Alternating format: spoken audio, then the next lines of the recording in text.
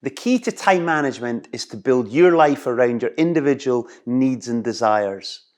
Time management is the ultimate in self-improvement because it's the foundation to be able to achieve your goals in every aspect of your life. So let's look at your personal relationship with time. While a lot of people are frustrated with the way they are managing time, each person's specific issues are different.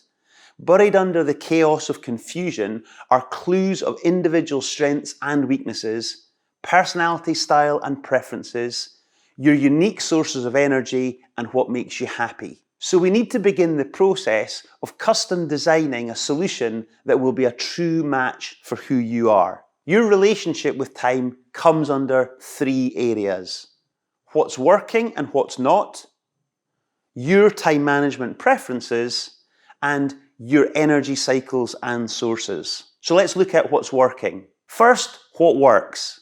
Find this out and your confidence will receive a boost, and you'll discover that you do have a basis of time management skills on which to build. This will also give you clues to what appeals to you and therefore give you information to fix the areas that aren't working. So fill in as many answers to the following questions as you can think of. No matter how busy I get, I always find time for. My goals are well defined when it comes to. I'm pretty clear on how long it takes me to. I never procrastinate about. I'm never late for. I have no problem exercising when. I have no problem tackling difficult projects when. I always build in transition time between. It's easy for me to say no.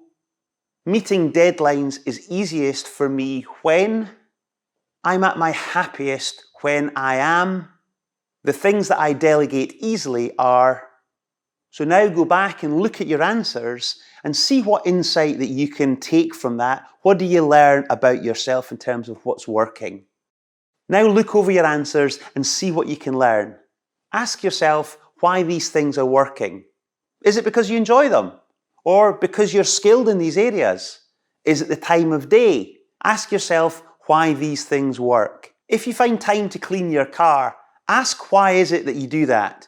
You may find that a purely physical task is very therapeutic. If you're mainly involved in mental work, then 30 minutes a day on physical exercise or non-mental activity may be enough to recharge you and heighten your energy. Let's now look at what's not working. Again, like the previous exercise, fill in as many answers to the following questions as you can think of. I never have time to. I spend way too much time on. One thing I wish I could do every day is. I don't have well-defined goals for. I always underestimate how long it takes to. I procrastinate whenever I have to. I'm usually late for. It's hard for me to say no to. I have a hard time finishing. Your answers to these questions become your list of everything that you want to fix.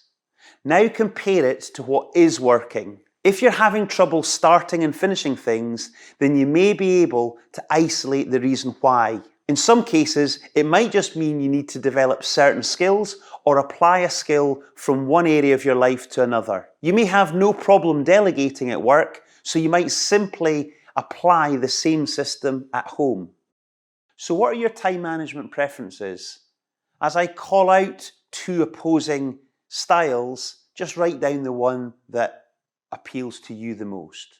The majority of time I prefer working collaboratively, working independently, exercising with others, exercising alone, relaxing alone, relaxing with others, concentrating for short bursts, concentrating in long stretches, focusing on one thing, multitasking, a fast, busy schedule, a slow, easy schedule, plans and predictability, surprises and spontaneity, tight deadlines, long deadlines, stewing on things, making quick decisions, working in silence, working with noise and music, dim lighting, bright lighting, working with my head, working with my hands.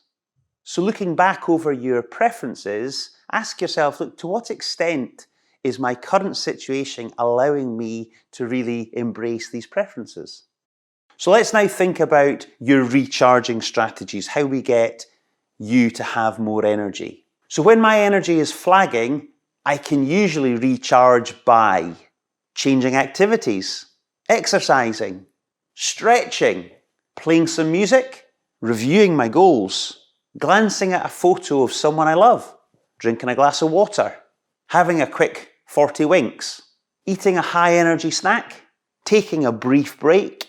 So as you look at that list, what are some of the things that you know you do, but now you've got them written down, it becomes much more obvious to you.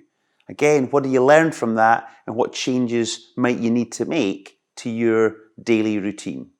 So well done. You've just taken some time, which most people don't tend to do, really just to look at the 3 key areas that will really affect how you then perform within the time you've got. You've looked at what's working currently and what's not working. You've looked at your own personal preferences, and then you've looked at your energy cycles and sources. So with what you've got on the paper in front of you, what do you learn? And then what, importantly, are you actually going to do about that? So make the changes so that you can put yourself into the best position to be at your best. Good luck.